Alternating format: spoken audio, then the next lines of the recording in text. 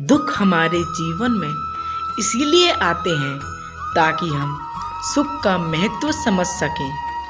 आज हम आपके लिए लेके आए हैं संघर्ष के महत्व पर एक कहानी। संघर्ष ही जीवन है। जो मुस्कुरा रहा है उसे दर्द ने पाला होगा, जो चल रहा है उसके पाँव में छाला होगा। बिना संघर्ष के इंसान चमक नहीं सकता, जो जलेगा उसी दिए में उजाला होगा।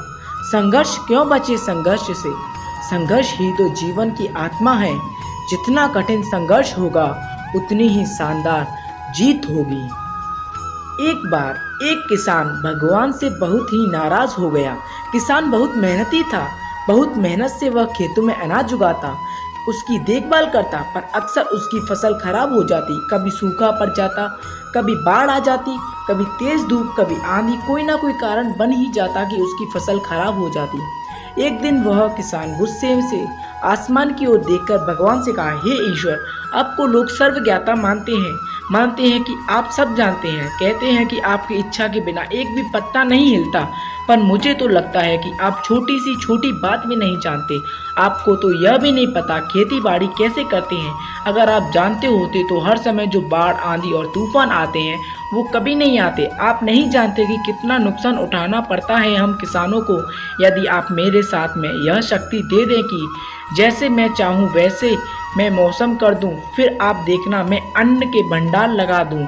भगवान इस किसान के तीखे वाक्य सुनकर मुस्कुरा रहे थे और वह किसान के सामने प्रकट होकर बोले, मैं आज से तुझे यह शक्ति देता हूँ कि तुम अपनी खेतों पर तुम्हारी जैसी इच्छा ही तुम वैसा मौसम कर दो। मैं तुमको बिल्कुल नहीं दखल दूंगा, तुम्हारी इच्छा से सब कुछ होगा। किसान बहुत खुश हो गया। किसान ने गेहूं की फसल अपनी खेतों में बोई। जब उसने लगा कि खेतों को धूप चाहिए तो खेतों को धूप मिले, जब पानी बरसना चाहिए तभी पानी बरसा। आंधी, तूफान, बाढ़ कुछ भी उसने अपने खेतों में नहीं आने दिया। किसान के खेत में इस वर्ष ऐसी फसल हुई कभी नहीं हुई थी। हरी भरी लहलहाती फसल। मन ही मन वह बहुत खुश हो गया और सोचने लगा, अब सबूत के साथ दिखाऊंगा भगवान को कि इसे कहते हैं शक्ति का सही उपयोग। मेरी सफलता देखकर उन्हें अपने नियम जरूर बदलने पड़ेंगे। कुछ दिन गुजरने फसल कटने को तैयार हो गई। किसान बहुत उत्सुकता के साथ फसल को काटने लगा, पर जैसे ही उसकी नज़र गेहूं की बालियों पर गया तो उसने अपना सिर पीट लिया और वह रोने चिल्लाने लगा। गेहूं की एक भी बाली के अंदर गेहूं का दाना नहीं था। सारी बालियां अंदर से खाली थीं। किसान बहुत दुखी हो गया। उसने भगवान को रोते हुए फिर पुकारा, हे प्रभु, तुमने ये मेरे साथ क्या किया? क्या तुमने मुझे कोई सजा दी? भगवान बोले, पुत्र, यह तो होना ही था। तुमने पौधों को संघर्ष करने का मौका ही कहाँ दिया। ना तो तुमने उन्हें आंधियों से जूझने दिया, ना तुम्हें बारिश ने सहने दिया और ना ही धूप में तपने दिया। एक भी चुनौती का सामना तुमने उन्हें नहीं करने दिया, इसलिए सारे पौधे अंदर से खोखले रह गए। जब आंधी, तूफान, तेज बारिश और धूप पड़ती है तभी ये पौधे अपने अस्तित्व को बचाने के लिए संघर्ष करते हैं और इसी संघर्ष से एक बाल पैदा होता है जिसमें शक्ति होती है, ऊर्जा होती है।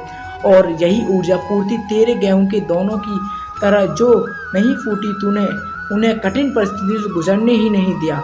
जहाँ उनके अस्तित्व का जन्म होता, सारी बालियाँ इसलिए खाली हैं, इनमें एक भी गेहूं का दाना नहीं है, क्योंकि तुमने उन्हें पौधों को संघर्ष करने ही नहीं दिया। याद रखिए, स्वर्णीय आभा तभी आती है जब तक आग में तपने, गलने और हथौड़े के पीटने जैसे संघर्षों से गुजरता है। कोयले का टुकड़ा हीरा तभी बनता है जब वह उच्च दाब और उच्च ताप की मुश्किल परिस्थितियों से गुजरता है। इसी तरह यदि आपकी जिंदगी में कोई संघर्ष ही ना हो, कोई चुनौती ही ना हो, तो गेहूं की बालियों की तरह आप भी खोखले रह जाएंगे। आपका अस्तित्व नहीं होगा। विपरीत परिस्थितियां, चुनौतियां, समस्याएं हमें और अधिक निखारती हैं। यदि जीवन में कठिन परिस्थितियां और चुनौतियां आएं तो घबराना मत, बल्कि सामना करना। विश्वास रखना कि आप और अधिक निखर जाओगे और अधिक मजबूत बन जाओगे। किसी ने कितना सही कहा है, जिंदगी जीना आसान नहीं होता, बिना संघर्ष कोई महान नहीं होता। जब तक ना पड़े हथौड़े की चोट तब तक कोई पत्थर भी भगवान नहीं होता, तब तक पत्थर भी भगवान नहीं होता। दोस्तों, जीवन वो नहीं जो हमें मिला है, जीवन तो वो है जो हम बनाते हैं।